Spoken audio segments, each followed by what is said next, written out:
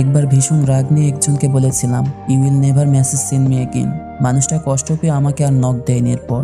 অথচ সে প্রতিদিন অপেক্ষা করত, হয়তো আমি নিজ থেকে তাকে পারমিশন দিব। আমি কোনো স্টোরি দিলে সে সবার আগে সিন করত, আমি কোনো পোস্ট দিলে সে সবার আগে রিয়েক্ট দিত, আবার সাথে সাথে রিয়েক্ট সরিয়েও নিত।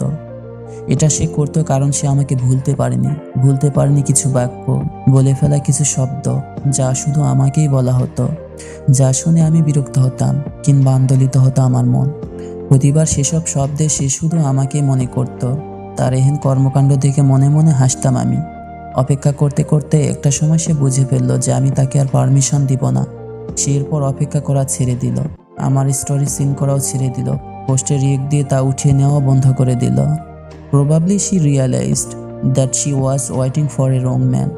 কিন্তু হঠাৎ আচমকা তাকে ভুল প্রমাণ করে দিয়ে আমি একদিন তাকে কল করলাম, আর সে ফুপিয়ে ফুপিয়ে অনেকক্ষণ ধরে সে তার অভিমান ঝরালো আমার উপর।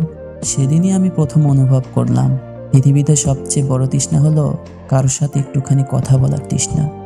ধন্যবাদ।